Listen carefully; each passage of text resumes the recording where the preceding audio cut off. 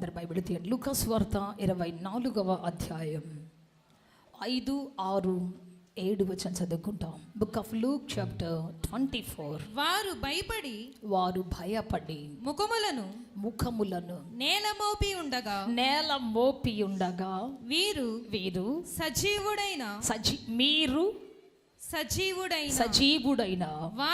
వానిని మీరెందుకు మృతులలో వెతుకుచున్నారు? ఆయన ఇక్కడ లేడు. అందరు చెప్పండి, ఆయన ఇక్కడ లేడు, ఆయన లేచి ఉన్నాడు. హల్లెలూయా. అందరు చెప్పాలి గట్టిగా, ఆయన ఇక్కడ లేడు, ఆయన లేచి ఉన్నాడు. దేవదూతలు చెబుతున్న సాక్ష్యం ఏంటి అంటే, ఆయనకు అత్తరు పూయాలని, గంధం పూయాలని, పరిమళ ద్రవ్యాలు పూయాలని మరియా మరియు కొంతమంది స్త్రీలు, ఆయన వెంబడించినటువంటి స్త్రీలు కొంతమంది ఉదయాన్నే వెళ్ళారు. ఆయన దేహమునకు అత్తరు అన్ని పూయాలని, పరిమళ ద్రవ్యాలు పూయాలని వెళ్ళారు. కానీ అక్కడ ఉన్నటువంటి దేవదూత రాయి దొర్లించి ఉంటే ఆ రాయి మీద కూర్చొని ఉంది. ప్రకాశమానమైన చక్కని వస్త్రాలు కట్టుకొని ఉన్నది. ఏంటమ్మా నువ్వు ఎవరు అంటే, నేను పరలోకం నుంచి వచ్చినటువంటి దేవదూతను. ఎందుకు వచ్చావంటే, మీరు మృతులలో వెతుకుతున్నారు యేసు ప్రభువుని, చనిపోయిన సమాధుల్లో వెతుకుతున్నారు యేసు ప్రభువుని, లోకానుసారమైన ఆచారాల్లో వెతుకుతున్నారు యేసు ప్రభువుని. కానీ ఆయన ఏం చేశాడంటే, ఆయన ఇక్కడ లేడు, ఆయన లేచి ఉన్నాడు. చెప్పాలి గట్టిగా హల్లెలూయా, చెప్పాలి గట్టిగా హల్లెలూయా. అందరూ చచ్చిపోయిన ప్రతి ఒక్కరు కేర్ ఆఫ్ అడ్రస్ ఒకటే సమాధి. చనిపోయిన ప్రతి ఒక్కరి కేర్ ఆఫ్ అడ్రస్ ఎక్కడ అంటే సమాధి తోటలోకి వెళ్ళాల్సిందే. కానీ యేసుప్రభు అడ్రస్ మాత్రం సమాధి కాదు, ఆయన అడ్రస్ పునరుద్ధాన శక్తి. చెప్పాలి గట్టిగా హల్లెలూయా. ఆయన ఒక్కడే పునరుద్ధానుడై ప్రపంచంలో తిరిగి లేచాడు. ఆయన సమాధి మాత్రమే తెరవబడి ఉన్నది, ఆయన సమాధి మాత్రమే తెరవబడి ఉన్నది. ఒకసారి జవహర్లాల్ నెహ్రూ గారు ఆయన ప్రపంచ దేశ యాత్రలను తిరిగేసి వచ్చాడు. ఆయన ఫ్లైట్ దిగ్గానే చాలామంది జర్నలిస్టులు వెళ్ళి అడిగారంట, అయ్యా ప్రపంచం అంతా తిరిగేసి వచ్చారు కదా, మీకు ప్రపంచంలో అత్యంత వింతగా కనిపించింది ఏముంది, మీరు చూసిన వాటిలో అత్యంత మిమ్మల్ని ఆశ్చర్యపరిచిన విషయం ఏమిటి అని చెప్పేసేసి అంటే ఆయన ఒకటే మాట చెప్పాడంట, నేను అనేక మంది మహానుభావుల సమాధులు చూసి వచ్చాను, అనేక మంది చనిపోయినటువంటి వారి సమాధులు చూసి వచ్చాను, కానీ ఈ ఒక్క రోజున నేను వచ్చే ముందు ఇంకొక సమాధిని చూసి వచ్చాను. అది ఎవరిది అంటే, ఏ అలంకారం లేకుండా, మిగతా అన్నిటికీ పువ్వులు వేశారు, మిగతా అన్నిటికీ రకరకాల పుష్పాలు వేశారు, రకరకాల మరి గంధపు చెక్కలు పెట్టారు, కానీ ఏ అలంకారం లేకుండా ఒక సమాధి ఉన్నది. ఆ సమాధి ఏమిటి అంటే, తెరువబడినటువంటి సమాధి, ఈ యేసు క్రీస్తు సమాధి. హల్లెలూయా.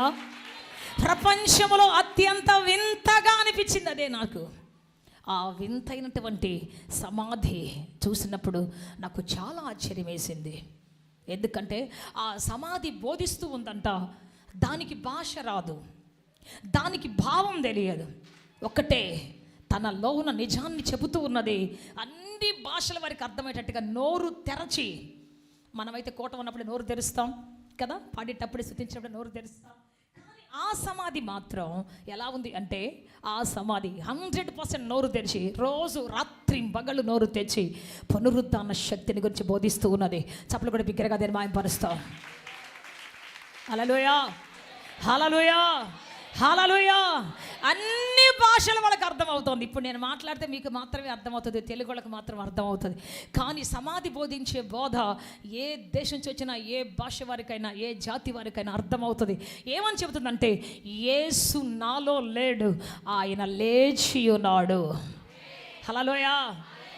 యేసు నేను పట్టుకోలేకపోయాను, అందరినీ పట్టుకొని మోతేసాను, కానీ ఈ యేసుని మాత్రం పట్టుకోలేకపోయాను. ఆమేన్, హల్లెలూయా. యేసుని మాత్రం పొరపాటు నేను పట్టుకొని ఉంచలేకపోయాను. ఆయన లేచాడు, పునరుద్ధానుడు అయ్యాడని చెప్పేసి నోరు తెరిచి ప్రభును ఘనపరుస్తూ స్తుతిస్తూ తన యొక్క సువార్తను ప్రకటిస్తూ ఉన్నది. ఆమేన్, హల్లెలూయా. సో ఇక్కడ మనకు వచ్చినటువంటి మాట ఏంటంటే, ఆయన ఇక్కడ లేడు. ఎక్కడున్నాడు? సమాధిలో లేడు, అందరిలాగా కుళ్ళు పట్టిపోయినటువంటి పరిస్థితిలో లేడు. ఆయన లేచి ఉన్నాడు. ఆయన లేచి అనేక మంది పరిశుద్ధులను లేపాడని బైబిల్ చెప్తాం. హల్లెలూయా. ఆ పరిశుద్ధులు లేచి అనేకులకు కనబడ్డారు. వారందరూ కూడా అందరికీ కనబడి వారి యొక్క పరిశుద్ధతను గురించి, వారి యొక్క జీవితాల గురించి సాక్ష్యం చెప్పుకుంటూ వెళ్ళిపోయారు. అయితే ప్రియ దేవుని బిడ్డ, యేసు ఒక్కడే కాదు, మనకున్నటువంటి గొప్ప భాగ్యం ఏంటంటే యేసు ఒక్కడే కాదు, యేసును నమ్మిన వారందరూ కూడా సమాధులు తెరవబడబోతూ ఉన్నాయి. వాళ్ళ జీవితాలు తెరవబడబోతూ ఉన్నాయి. వాళ్ళ పాపపు గతం కొట్టివేయబోతూ ఉన్నది. హల్లెలూయా, చెప్పాలి గట్టిగా హల్లెలూయా, హల్లెలూయా.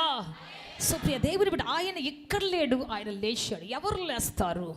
ఎవరంటే పరిశుద్ధులు ఆయనతో పాటు లేస్తారని బైబిల్ చెబుతూ ఉన్నది. సో నేను ఒక మాట సిలువను గురించి చెబుతాను. చూడండి, సిలువ అంటే ఆయన్ని కొట్టివేసినటువంటి ఒక అనుభవం. అంటే నన్ను కొట్టి వేసుకుంటే నేను యేసు భుజాల మీదకి వెళ్తాను. అర్థమైందా? నేనుగా ఉంటే యేసు భుజాల మీదకి వెళ్ళలేను. ఇంతకుముందు సిలువ అనేది ఒక పాపం, ఒక శపితమైన సింబల్. కానీ యేసు చనిపోయిన తరువాత ఆ సింబల్ అనేకుల గుండెల మీదకి వచ్చింది, అనేక చర్చిల మీదకి వచ్చింది, అనేకమైనటువంటి సంఘాల ముందు నిలబెట్టింది, అనేకమైనటువంటి పబ్లిక్ ప్లేసుల్లో ఒక సింబల్గా నిలబెట్టారు. హల్లెలూయా. నువ్వెప్పుడు నిలబడతావు దేవుని ఎదుట అంటే నిన్ను కొట్టి వేసుకున్నప్పుడు ఆయన భుజాల మీదకి వస్తావు. హల్లెలూయా. ఆయనతో పాటు కొండెక్కుతావు, ఆయనతో పాటు ప్రపంచం చూసి అంత గొప్ప వ్యక్తిగా మార్చబడతావు. ఆమేన్. హల్లెలూయా, హల్లెలూయా. నేను కొట్టివేయబడిన రోజునే నా జీవితం ఒక అద్భుతమైన జీవితంగా మార్చబడిపోతూ ఉన్నది. మీకు ఒక వ్యక్తిని బైబిల్లో చూపిస్తాను. ఆయన ఎక్కడున్నాడంటే మార్క్స్ వార్త 5వ అధ్యాయంలో ఒక వ్యక్తి ఉన్నాడు. అతను ఎవరు అంటే గెరాసీనులటువంటి దేశస్తుల్లో ఒక యవనస్తుడు. చదువుదాం ఒకసారి. మార్క్స్ వార్త 5వ అధ్యాయం 1, 2, 3 వచ్చి చదవండి. వారు ఆ సముద్రానికి అద్దరినున్న గెరాసీనుల దేశమునకు వచ్చిరి. గెరాసీనుల దేశానికి వచ్చారు. ఆయన దోణి దిగగానే అపవిత్రాత్మ పట్టిన వాడు ఒకడు సమాధిలో నుండి వచ్చి ఆయనకెదురు పడెను. ఎక్కడి నుంచి వచ్చాడంట? అపవిత్రాత్మ పట్టినటువంటి వాడు సమాధిలోంచి వచ్చాడు, ఎదురు పడ్డాడు. తర్వాత మనం ముందు చదువుకుంటా వస్తే చదువమ్మా. వాడు సమాధులలో నివాసం చేసేటువంటి వాడు సంఖ్యలతోనైనను ఎవడును వాని బంధింపలేకపోయిరి. పలుమార్లు వాని కాళ్ళకు చేతులకును సంఖ్యలు వేసి బంధించినా సరే వాడు ఆ చేతి సంఖ్యలు తెంచి కాలి సంఖ్యలను తుత్తునిలుగా చేసి కనుక ఎవడును వానిని సాధుపరచలేకపోయెను. ఆమేన్. చెప్పండి, ఇంకా చదవండి. వాడు ఎల్లప్పుడూ రాత్రి పగళ్ళు సమాధిలోను కొండలలోను కేకలు వేయచ్చు తన్ను తాను రాళ్లతో గాయపరుచుకొనుచూ ఉండెను. వాడు దూరము నుండి యేసుని చూచి పరిగెత్తుకొని వచ్చి ఆయనకు నమస్కారము చేసి యేసు సర్వోన్నతుడైన దేవుని కుమారుడా, నాతో నీకేమి. చూడండి, ఈ దయ్యం పట్టిన వ్యక్తి ఎటువంటి వాడంటే యేసు సర్వోన్నతుడా, సర్వశక్తిమంతుడా, సమస్తము చేయగల దేవుడా అంటూ ఆరాధించే ఒక యవనస్తుడు, మోకరించే ఒక యవనస్తుడు, నమస్కరించే ఒక యవనస్తుడు. ఇట్లాంటి వాళ్ళు కూడా దెయ్యాలు పడతాయా? చెప్పండి, ఇట్లాంటి వాళ్ళు కూడా దెయ్యాలు పడతాయా? మోకరించి పాటలు పాడి ఆరాధన చేసి సర్వోన్నతుడా, సర్వశక్తిమంతుడని దేవుని స్తుతించే వాళ్ళకు కూడా దెయ్యాలు పడతాయా? బయట వాళ్ళకే తాగుబోతుకో తిరుగుబోతుకో ఒక వ్యభిచారికో పట్టిన దెయ్యాలంటే దట్ ఈస్ కామన్. కానీ ఒక చర్చిలో ఆరాధించే వ్యక్తికి, సంఘములో దేవుని మహిమపరిచే వ్యక్తికి కూడా దెయ్యాలు పడతాయా? దెయ్యం పట్టింది, బాగా ఆరాధించే ఒక వ్యక్తి, బాగా దేవుని మహిమపరిచే ఒక వ్యక్తికి దెయ్యం పట్టింది. పట్టడం మాత్రమే కాదు, వాడిని కొండల్లో, లోయల్లో, కోనలకు తీసుకొని పోయి వాడిని సమాధుల్లో తిప్పుతూ, ఒంటి మీద నూలు పోగు లేకుండా వాడిని చుట్టూ తిప్పుతూ, రాళ్లతో తన గాయపరుచుకుంటూ, కొట్టుకుంటూ, రక్తం కారిపోతూ అతన్ని గుర్తు పట్టకుండా అయిపోయాడు. దేవుని బట్టి ఎందుకు ఇటువంటి భయంకర పరిస్థితి జరిగింది ఎందుకు అంటే మీరు చదువుతున్నారు కదా, సర్వోన్నతమైన దేవుని కుమారుడా యేసు అన్నాడు అంటే ఒక చిన్న మాట అంటున్నాడు, నాతో అందరు చెప్పాలి ఏమంటున్నాడు, నీకేమి, నాతో నీకేమి. చాలాసార్లు మనకు ఎందుకు దెయ్యాలు పడుతున్నాయి తెలుసా? ఆరాధిస్తాను ప్రభువా, సంఘంలోకి వస్తాను, ఆదివారం ఎప్పుడు కావాలంటే అప్పుడు వస్తాను, అవసరమైతే వాయిద్యాలు వాయిస్తాను, అవసరమైతే గంభీరంతో స్తుతిస్తాను, క్వైర్ టీంలో ఉంటాను, పరిచర్య టీంలో ఉంటాను, కానీ నాతో మాత్రం నీకేం అవసరం లేదు. అర్థమైందా? నా వ్యక్తిగత జీవితంతో, నా వ్యక్తిగత హ్యాబిట్స్తో, నా వ్యక్తిగత సంబంధాలతో, నా వ్యక్తిగతమైనటువంటి లోపాలతో నీకు అవసరం లేదు. నేను ఎట్ట బ్రతకాలంటే అట్ట బ్రతుకుతాను, ఎట్లా జీవిస్తాను అట్లా జీవిస్తాను, ఏం తినాలంటే అది తింటాను, ఏమి ధరించుకుంటే అది ధరించుకుంటాను, నా ఇష్టం, నా స్టైల్. చాలామంది అనుకుంది ఏంటి తెలుసా, ఏమనుకుంటాను తెలుసా, దేవునికి మన కానుకిస్తే చాలండి, దేవునికి మన ప్రజెన్స్ ఇస్తే చాలండి, దేవుని క్యాలెండర్ మన ఇంట్లో ఉంటే చాలండి, దేవుని మాటలు మన ఇంట్లో టీవీలో వినబడితే చాలండి. నేను ఎట్లా ఉంటే ఏమి, నేనేం వాడుకుంటే ఏమి, నేను ఎక్కడ తిరిగితే ఏమి, ఏ ఫ్రెండ్స్తో పాటు వెళ్తే ఏంటి, వేటిని చూడకూడదు అంటే చూస్తే ఏంటి, ఇది నా వ్యక్తిగత జీవితం, నా life, it's my own life. చాలామంది ఏం చేస్తారంటే దేవునికి అన్నీ ఇస్తున్నారు కానీ తనను మాత్రం దూరంగా పెట్టుకుంటూ ఉన్నారు. దేవునికి అన్నీ సమర్పిస్తున్నారు కానీ తన వ్యక్తిగత జీవితాన్ని మాత్రం దేవుని చేతికి ఇవ్వటం లేదు. అన్నీ ఇస్తున్నారు కానీ తన వ్యక్తిగతమైనటువంటి ఆ రహస్య జీవితాన్ని, ఏకాంత జీవితాన్ని, ఎవరికి కనపడినటువంటి ప్రైవేట్ లైఫ్ని మాత్రం దేవునికి ఇవ్వడానికి ఇష్టపడలేదు. ఎవరు కూడా ఎవరు ఇష్టపడటం లేదు. అందుకే దేవుడికి అన్నీ పోతున్నాయి కానీ నీ అసలైన వ్యక్తిగత జీవితం దేవుని దగ్గరికి వెళ్ళలేకపోతూ ఉన్నది. అసలైన వ్యక్తిగత జీవితం మాత్రం దేవునికి చాలా దూరంలో ఉంది. దేవునికి కావాల్సిన మన పెదవులు కాదు. చాలామంది పాట పాడుతుంటారు, ఏమి తెలుసా, మహాశ్రమలలో వ్యాధి బాధలలో సహనము చూపి స్థిరముగా నడిచిన యోబు వలెనే జీవించేదాను. జీవిస్తాం యోబులాగా? పాట మాత్రం సూపర్గా పాడతామా లేదా? హనోకు వలెనే జీవించేదాను పాడతామా? మనం పాట బాగా పాడతాం కానీ ఈ యోబులాగా బ్రతుకుతామా? నాకు కొన్ని పాటలు పాడబుద్ధి కాదు. నాకు కొన్ని పాటలు హతసాక్షిగా రక్తం కారుస్తున్నాయి అంటే గుండెలో గబ్బేళ్ళు అంటుంది. ఆయన నేను పాడలేను ఆ పాట, ఎందుకంటే నాకు ఇంకా అంత ధైర్యం రాలా. ప్రభా నీ కోసం రక్తం కారుతున్నాయని భలే పాడేస్తారు మనోళ్ళు. రక్తమే కారినా, రక్తమే చిందినా, బాబా నీకోసం బతుకుతాను ఆయన. చిన్న కష్టం వస్తే పరిగెత్తుతాం. చెప్పండి, మనకి ఇంకా అంత స్టాండర్డ్ రాలేదు. అప్పుడే పాట పాడుతున్నాం. దేవునికి కావాల్సింది పెదవులు కాదు, పెదవులు కాదు. దేవునికి కావాల్సిన అంతరంగికమైన సమర్పణ కావాలి. చెప్పాలి గట్టిగా, చెప్పాలి గట్టిగా, చెప్పాలి గట్టిగా. దేవునికి కావలసింది నీ చప్పట్లు కాదు, నీ గుండె చప్పుడు కావాలి దేవునికి. ఆమేన్. అట్టని చప్పట్లు కొట్టొద్దని చెప్పట్లేదు, చప్పట్లు కొట్టాలి. నీ గుండె చప్పుడు దేవునికి వినిపించాలి. హల్లెలూయా, హల్లెలూయా. నీ మాట కాదు, నీ పాట కాదు, పాటలున్న సారాన్ని అనుభవిస్తూ దేవునికి చెప్పే ఒక అనుభవం నీకు కావాలి. చెప్పాలి గట్టిగా హల్లెలూయా, హల్లెలూయా. ఒకవేళ మనం పాడుతూ ఉండగానే ఒక వార్త వచ్చింది, యోబు వాళ్ళే జీవిస్తానన్నారు. యోబు లాంటి వార్తలు వచ్చేసి, అయ్యా ఒకటి వెళ్ళిపోయిందయ్యా, అయ్యా ఇంకోటి కూలిపోయిందయ్యా, అయ్యా ఇంకోటి వెళ్ళిపోయిందయ్యా. పాడగలమా? ఇక తర్వాత పాట కంటిన్యూ అవుతుందా? చెప్పండి, అవుతుందా? ఇంకెళ్ళిపోతాం. ఇంకా దేవుడు ఉంటే నాకెందుకు కలిసి రావట్లేదు, దేవుడు ఉంటే నాకెందుకు డబ్బు రావట్లేదు, దేవుడు ఉంటే నాకెందుకు ఆరోగ్యం రావట్లేదు, దేవుడు ఉంటే నాకెందుకు పలాంది రావట్లేదు. చాలామంది ఎక్స్పెక్ట్ చేస్తున్నారు ఆరోగ్యం కోసమో డబ్బు కోసమో. చాలామంది ఈ విధంగా ఎదురు చూస్తూ ఉన్నారు. ఇటువంటి వాటిలో వెతుకుతున్నారు యేసు ప్రభుని. ఒక ఏటీఎం కార్డు లాగా చూస్తారు కొంతమంది, ఏటీఎం మిషన్ లాగా చూస్తారు కొంతమంది. సో కాబట్టి ఆ విధంగా కాదు. దేవుడు సర్వశక్తిమంతుడు, నిన్ను కోరుకుంటున్నటువంటి దేవుడు. దేవుడికి ఏం కావాలి? నీలో ఏం కావాలి? దేవుడికి నువ్వే కావాలి. చెప్పండి, నేనే కావాలి.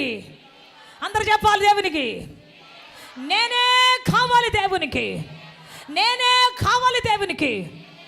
నువ్వు కాకుండా ప్రపంచం ఏది ఇచ్చినా నీకు ఇష్టం, దేవునికి ఇష్టం లేదు. సో దేవుడు మన జీవితంలో కోరుకునేది ఏంటి అంటే మన బలి కాదు, మనమే కావాలి దేవునికి. ఒక గొర్రెను తెచ్చి బలిస్తాం, ఒక మేకను తెచ్చి బలిస్తాం, ఒక పావురం తెచ్చి బలిస్తాం, ఏదేదో తెస్తాం. మనం మాత్రం దూరంగా ఉంటాం. దేవుడు మాట్లాడితే అంటున్నాడు, కయ్యూను అంటున్నాడు, నేను నా తమ్ముడికి ఏమైనా కాపలా వాడినా, కావలి వాడనా, నేను ఏం మాట్లాడుతున్నావు, ఏం అడుగుతున్నావు? దేవుని దగ్గర మాట్లాడే మాట ఇది. శిరస్సు వంచి బలిపీఠ మీద బలర్పిస్తున్నాడు, తల పైకైతే దేవుడితో గర్వంగా మాట్లాడుతున్నాడు. ఇద్దరు మనుషులు బ్రతుకుతున్నారు చాలాసార్లు మన జీవితంలో. ఇద్దరు మనుషులు బ్రతుకుతున్నారు. దేవుని ముందుకు వస్తే తల వంచేవాళ్ళం, బయటికి వెళ్తే తలెత్తి పొగరుగా మాట్లాడే పరిస్థితి. కాబట్టి నీ పాట కాదు, నీ మాట కాదు, కావాల్సింది నువ్వే కావాలి దేవునికి. చెప్పాలి గట్టిగా హల్లెలూయా. సో ఇతడు పాడాడు, ఆరాధించాడు, స్తుతించాడు, ఘనపరిచాడు, మోకరించాడు, అందరి ముందు మోకరించాడు, అందరి ముందు పాడి స్తుతించి ఆరాధించాడు. కానీ వెంటనే అంటాడు, యేసు నాతో నీకేం పని?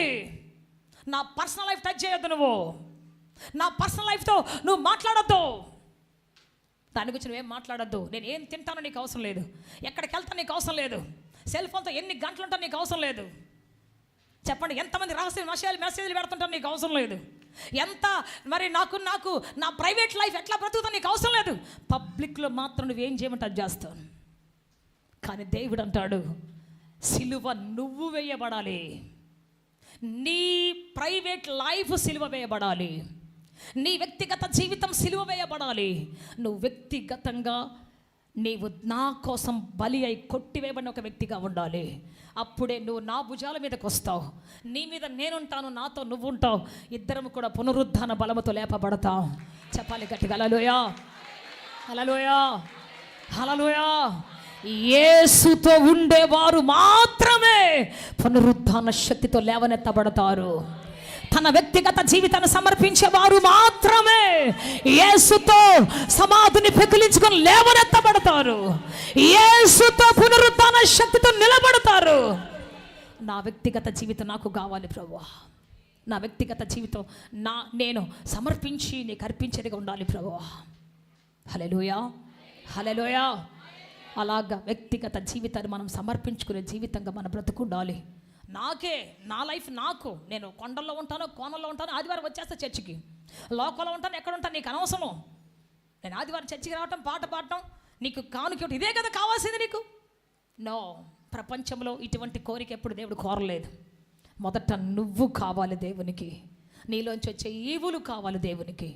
అన్నీ ఇచ్చి నువ్వు దూరంగా ఉంటే దేవుడికి ఇష్టమా? ఒక హస్బెండ్ ఉన్నాడు, కుటుంబంలో అన్నీ తెచ్చేస్తాడు, ఏం కావాలో అడగక ముందే 2 నెలల సామాన్లు తెచ్చేస్తాడు, భార్యకి ముందే బర్త్డేకి బట్టలు కొనిస్తాడు, కేక్ ఆర్డర్ పెట్టేస్తాడు, పిల్లలకి అందరికి ఏం కావాలో చూస్తాడు. కానీ ఆయన ప్రతిరోజు బయటికి వెళ్ళిపోతాడు, ఇంట్లో ఉండడు. ఉదయం మొదలుకొని రాత్రి 12 గంటలకు రాత్రి 12 తిరిగేసి వస్తాడు. వచ్చిన వెంటనే మళ్ళీ ట్యాబ్ తీసుకుంటాడు, మళ్ళీ కంప్యూటర్ దగ్గర కూర్చుంటాడు. ఎవరు వచ్చి డాడీ అన్నామనుకో, పడుకోపో నీకోసం పలానా తెచ్చా తిను. ఏమండి అని ఆమె వచ్చిందనుకో, ఏం కావాలి నీకు, అన్ని తెచ్చిపెట్టేస్తున్నాను, వండుకొని తిని పడుకోలేవా, అవతలకి. ఇది ఆయన స్టైల్. ఏ తండ్రినైనా ఇటువంటి వారిని ప్రేమిస్తారా? ఏ పిల్లలైనటువంటి తండ్రిని ప్రేమిస్తారా? చెప్పండి, చెప్పండి. నువ్వు లేకపోయినా పర్లేదు, నాకేమైనా తెచ్చిచ్చే చాలు, నువ్వు ఎదురుకొచ్చినా పర్లేదని ఏ భార్య అయినా అంటదా? భార్యామణులు చెప్పండి. నువ్వు ఏడం తిరిగినా నాయన నాకు ఇంత పెద్ద గొలుసు వేస్తే చాలు అంటావా? నువ్వు ఏడం తిరిగినా నాయన మెడ పట్టుకొని ఒక నెక్లెస్ వేసాయ్యా చాలు అంటావా?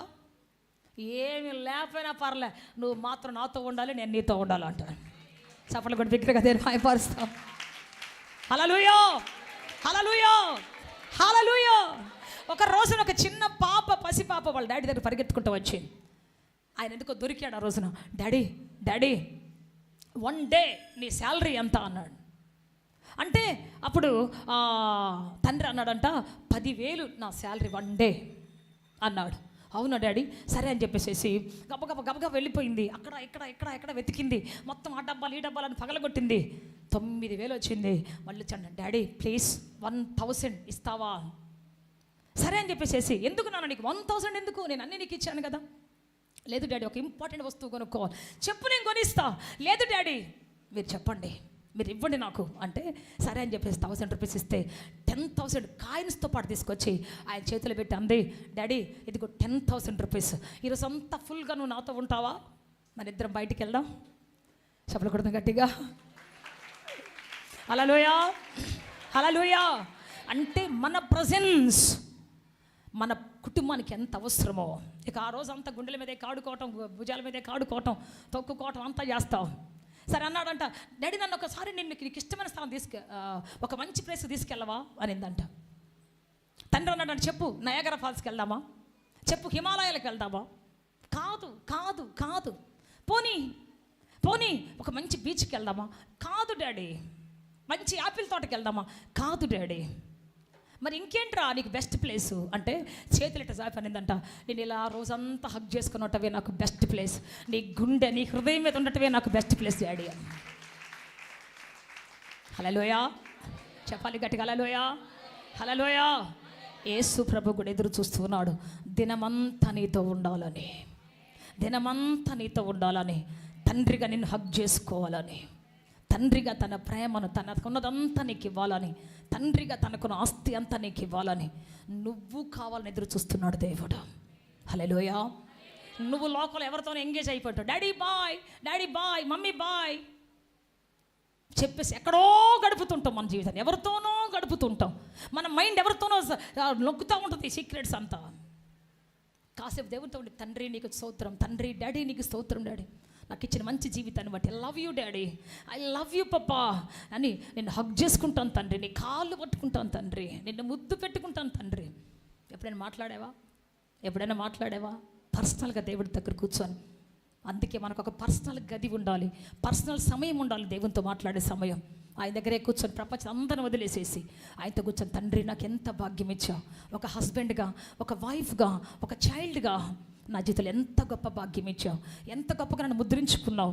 ఎప్పుడైనా కూర్చొని కళ్ళీళ్ళతో దగ్గరకు వచ్చి దేవుని దగ్గరకు వచ్చి ఎప్పుడైనా కూర్చొని దేవుని థ్యాంక్స్ చెప్పామా? ప్రతిరోజు నీకు అటువంటి ఒక మూమెంట్ రావాలి, ప్రతిరోజు నీ జీవితంలో అటువంటి ఒక అనుభవం ఉండాలి దేవునితో. నువ్వు లేకపోతే నేనేమి లేను ప్రభువా, నువ్వు లేకపోతే నన్ను ఎవరు ప్రేమించరు, నువ్వు ఉద్యోగం ఏమైపోతే నన్ను ఎవరు ప్రేమించరు, నువ్వు వ్యాపారం ఏమైపోతే నన్ను ఎవరు ప్రేమించరు.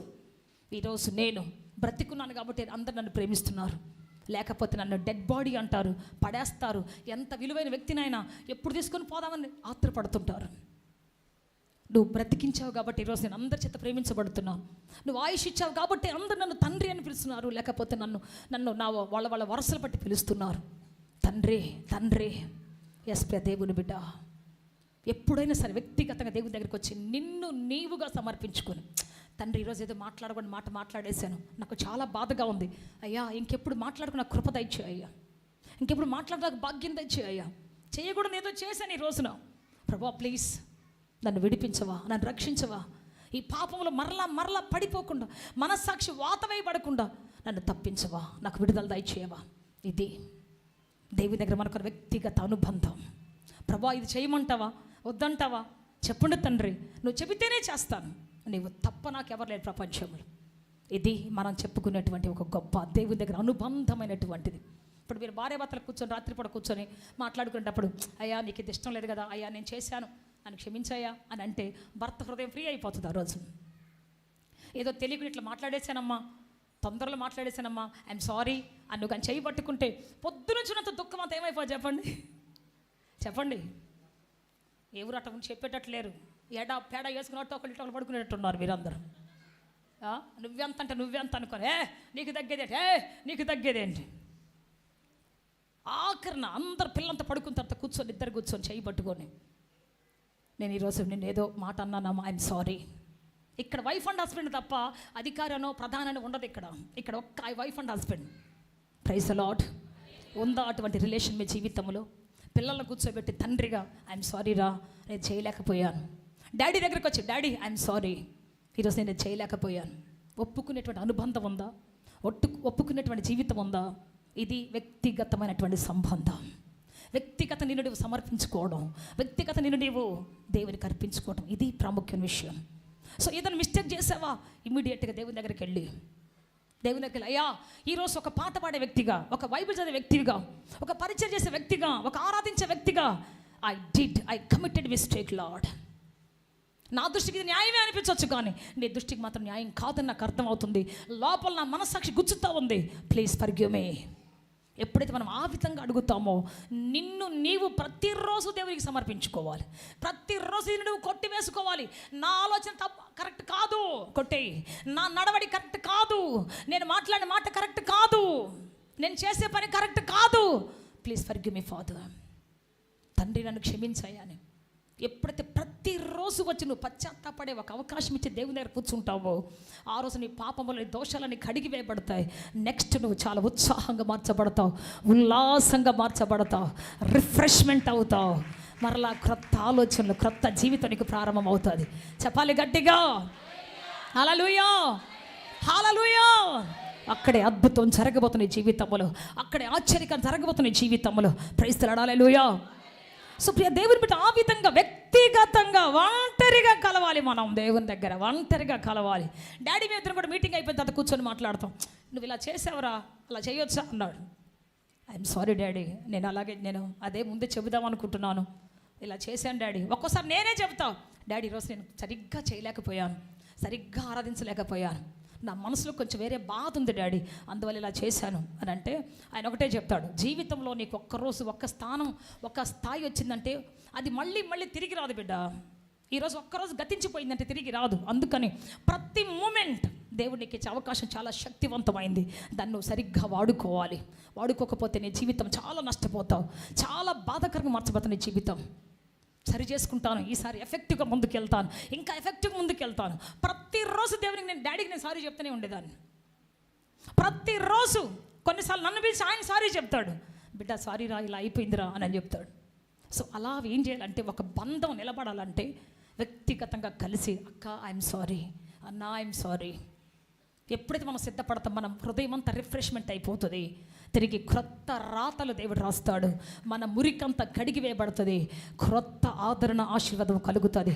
చప్పలు కూడా బిగ్గరగా దేని మాయపరుస్తాం. హల్లెలూయా, హల్లెలూయా, హల్లెలూయా. అది మన జీవితం జరగాల్సింది. సో దేవుని దగ్గర ఎప్పుడైతే సమర్పించుకుంటామో, మన మిస్టేక్ ఎప్పుడైతే ఒప్పుకుంటామో, ఆ రోజు మన హృదయాలు కడగబడతాయి. మనం కొట్టివేయబడిన ప్రతిసారి దేవుని భుజాల మీదకి మనం వెళుతూ ఉన్నాం. సిలువ ఆయన భుజాల మీదకి వెళ్ళినట్లుగా మనల్ని కొట్టివేసుకున్న ప్రతిసారి మనం భుజాల మీదకి వెళ్తున్నాం, దేవుని భుజాల మీదకి.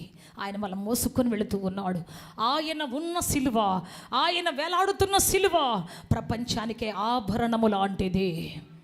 హల్లెలూయా, చెప్పాలి గట్టిగా హల్లెలూయా. ఆయన వేలాడుతున్న సిలువ ప్రపంచానికి అత్యంత విలువైనది, అత్యంత ఘనమైనది, శ్రేష్టమైనది. అందుకే నీవు ఆయనతో కలిసి వేలాడే సిలువను ప్రతిరోజు మోసుకొని వెళ్ళాలి. గుండెల మీద వేసుకోమని కాదు, లేకపోతే చేతికి బ్రాస్లెట్ వేసుకోమని కాదు, నీ గుండెల్లో ఆ భారం మోసుకుంటూ వెళ్ళాలి, ఆ బంధాన్ని మోసుకుంటూ వెళ్ళాలి. అప్పుడు దేవుడి నుంచి నిన్ను ఎవరు దూరం చేయలేరు, దేవుడి నుంచి నిన్ను ఎవరు దూరంగా ఉంచలేరు. నువ్వు ఎప్పుడు దేవునితోనే ఉంటావు. ఆమేన్, చెప్పాలి గట్టిగా హల్లెలూయా. సో ఈ యవనస్తుడు వస్తున్నాడు, దేవుని చూడగానే వస్తున్నాడు, మోకరిస్తున్నాడు, ఆరాధన చేస్తున్నాడు, సర్వోన్నతుడా, దేవుని కుమారుడా, దైవ కుమారుడా అంటున్నాడు. కానీ మళ్ళీ అన్నాడు, నాతో నీకేంటి, నేను ఎట్ట బ్రతికితే నీకేంటి, నేనేం చేస్తే నీకేంటి, ఎవరితో మాట్లాడితే నీకేంటి, నా ప్రైవేట్ లైఫ్ ఎట్లుంటే నీకేంటి. ఇది అతని వాదన. అందువల్ల అతన్ని ఎవరు పట్టారంట, శానా అనేక దెయ్యాలు, 6,000 సైన్యం కలిగినటువంటి ఒక పటాలం పట్టేసింది, అతన్ని తీసుకొని పోయింది. ఎవరు తనను అప్పగించుకోకుండా ఉంటారో, ఎవరు తన నాలుకను అప్పగించుకోకుండా ఉంటారో, ఎవరు తన చిత్తాన్ని అప్పగించుకోకుండా ఉంటారో వారిని ఖచ్చితంగా పట్టుకోవాల్సి వస్తుంది సాతాను. అందుకని దేవునికి కావాల్సింది మనం. ఫస్ట్ ఆఫ్ ఆల్ నేను కావాలి దేవునికి. చెప్పాలి గట్టిగా హల్లెలూయా. నేను సేవకు వచ్చినప్పుడు కూడా చెప్పాను, ప్రభువా నేను ఇంజనీర్ని అయి పెద్ద జాబ్ చేసి నీకు సగం జీతం ఇస్తా, లేకపోతే 60% నీకు జీతం నీకు ఇచ్చేసి పెద్ద సేవ చేపిస్తా అంటే, డబ్బు ఇస్తాను ప్రభా, నీకు 60% ఇచ్చేస్తాను ప్రభా అంటే, దేవుడు ఒకటే మాట్లాడు, ఏంటో తెలుసా, నీ డబ్బు కాదు కావాల్సింది, నాకు నువ్వు కావాలి. చెప్పలు కొడతాం గట్టిగా హల్లెలూయా. సమర్పించమని నీ జీవితం నాకు కావాలి. నువ్వు ఇచ్చే డబ్బు నాకు అవసరమా? నాకు డబ్బు లేదా నా సేవ చేసుకోవటానికి? నా సేవకులకి కూడా నాకు డబ్బు లేదా? Who are you? నువ్వెవరు నాకు ఇవ్వటానికి? ఒకటే మాట అన్నాడు, నాకు కావాల్సిన నువ్వు ఇచ్చే డబ్బు కాదు, నువ్వే కావాలి. హల్లెలూయా, హల్లెలూయా, హల్లెలూయా. ఎస్ దేవుని బిడ్డ, దేవునికి కావాల్సిన నువ్వే. సినిమాలు చూసే నీ కళ్ళు కాదు కావాల్సింది, ఆయన చూసే కళ్ళు కావాలి నీకు. లోకాసన బతికే నీ జీవితం కాదు, ఆయనకు నువ్వు కావాలి. నువ్వుగా పరిశుద్ధమైన బిడ్డగా ఆయనకి నువ్వు కావాలని దేవుడు ఆశిస్తూ ఉన్నాడు. బూతు మాటలు మాట్లాడి నాలుగుగా దేవునికి కావాల్సింది, చెడ్డ మాటలు మాట్లాడి నీ పెదవులుగా దేవునికి కావాల్సింది, లేకపోతే పాడుతూ స్తుతిస్తూ బయటికి వెళ్ళిపోయి ఇష్టానుసారం మాట్లాడే అది కాదు దేవునికి కావాల్సింది. ఒక్కటే కావాలి, నువ్వుగా దేవునికి అవసరం. చెప్పాలి గట్టిగా హల్లెలూయా, హల్లెలూయా. అందుకని దేవుని బిడ్డ ఆ యొక్క మరి గెరాసిన దేశస్తుడు అనేకమైన దురాత్మ చేత పట్టబడి, అనేక చీకటి శక్తి చేత పట్టబడి, సేనా దెయ్యం చేత పట్టబడి దూరంగా వెళ్ళిపోయాడు. దేవునికి దూరంగా, ఆలయానికి దూరంగా, ఊరికి దూరంగా, ప్రపంచానికి దూరంగా వెళ్ళిపోయి సమాధుల్లో బ్రతుకుతున్నాడు. అతడు సాతాను వాడిని సమాధులకు తీసుకొని పోయింది, కొండల్లో కోనల్లో కేకలేటం తీసుకొని పోయింది. ఈరోజు మనం అలా అవ్వకూడదు, అటువంటి బ్రతుకు మనకు రాకూడదంటే ఒకటే గమ్యం. ఏంటి అంటే ప్రతిరోజు నిన్ను నువ్వు సమర్పించుకోవాలి. చెప్పాలి గట్టిగా, నీవు దేవునికి సమర్పించుకునే వ్యక్తిగా నిన్ను కొట్టివేసుకొని ప్రతిరోజు నువ్వు సిలువగా మారాలి. ప్రతిరోజు ఒక సిలువగా నువ్వు మారినప్పుడే నిశ్చయముగా నీవు దేవుని ప్రతిరోజు భుజాల మీదకి వెళ్ళబోతున్నావు, ఆయనతో పాటు నడవబోతున్నావు, ఆయనతో పాటు కొండలు శిఖరాలు ఎక్కబోతూ ఉన్నావు. Praise the lord. ఈరోజు చెప్పండి, నీవు సిలువ వేయబడాలి. నేను ఇంకొక వ్యక్తిని పరిచయం చేస్తాను. ఆ తర్వాత చూస్తే ఇక్కడ ఏమైందంటే ఈ గెరాసిన దేశస్థుడు ఏమయ్యాడు అంటే చెప్పండి, ఆ తర్వాత దేవుడు అతన్ని పిలిచి గద్దించాడు. ఆ లోపల దెయ్యాలు. చదవండి, ఒక్క మాట చదవని ముగించుకుంటాం, చదవాలి త్వరగా. యేసు అతన్ని చూసి ఆ దెయ్యాలను ఏం చేశాడంట? మార్కు సువార్త 5వ అధ్యాయములో 8వ వచనం. ఎందుకనగా ఆయన అపవిత్రాత్మ ఈ మనుషుని విడిచి పొమ్మని వానితో చెప్పాను, మరియు ఆయన నీ పేరేమని వాడిని అడుగగా వాడు నా పేరు సేన ఏలయనగా మేము అనేకులమని చెప్పి ఏం చేశారంట? మొత్తం వెళ్ళిపోయారు, అవతలకి వెళ్ళిపోయారు. తర్వాత లాస్ట్లో ఏం జరిగిందంటే చూద్దామా. 18వ వచనం. ఆయన దోణి ఎక్కినప్పుడు దయ్యమును పట్టిన వాడు ఆయన వద్దకు తను ఉండనిమ్మని ఆయన బతిమాలుకొనెను గాని ఆయన వానికి సెలవీయక నీవు నీ ఇంటి వారి యొద్దకు వెళ్ళి ప్రభు నీ యందు కనికరపడి నీకు చేసిన కార్యములన్నిటిని వారికి తెలియజెప్పమనెను. వాడు వెళ్ళి యేసు తనకు చేసినవన్నీ దెకపొలిలో ప్రకటింపనారంభింపగా అందరూ ఆశ్చర్యపడిరి. ఏం ప్రకటిస్తున్నాడు అతడు అంటే చూద్దాం మనం. ఇక్కడ 13వ వచనం చదువుదామా. యేసు వానికి సెలవీయగా అపవిత్రాత్మ వారిని విడిచి పందులలో ప్రవేశించెను. ప్రవేశింపగా ఇంచుమించు 2000 సంఖ్య గల ఆ మంద ఆ ప్రాంతము నుండి సముద్రదారిని వడిగా పరిగెత్తుకొని పోయి సముద్రంలో పడి 15వ వచనం కూడా చదువు. జనులు జరిగినది చూడవెళ్ళి యేసు నొద్దకు వచ్చి సేన అను దయ్యములు పట్టినవాడు బట్టలు ధరించుకొని స్వస్థ చిత్తుడై కూర్చుండి ఉండుట చూచి భయపడిరి. చప్పట్లు కూడా బిగ్గరగా దేని మాయంపరుస్తా. హల్లెలూయా. యేసు స్వస్థ చిత్తుడై కూర్చున్నటువంటి వ్యక్తిని తన పక్క నిలబెట్టుకున్నాడు. అది చూసి ప్రజలు భయపడ్డారు. హల్లెలూయా, హల్లెలూయా. అది చూసి వారు భయపడ్డారు. స్వస్థ చిత్తుడయ్యాడు, వస్త్రాలు కట్టుకున్నాడు. ఆ తర్వాత యేసుతో కూర్చొని ఉన్నాడు. దేవుని బిడ్డ అంతకుముందు సమాధుల్లో ఉన్నాడు, అంతకుముందు కొండల్లోయల్లో ఒంటరిగా బ్రతికాడు. కానీ ఇప్పుడు ప్రజలందరికీ ఆశ్చర్యం కలిగించే ఒక సాధనంగా మార్చబడ్డాడు, ఆశ్చర్యం కలిగించే ఒక ఇన్స్ట్రుమెంట్గా మార్చబడ్డాడు.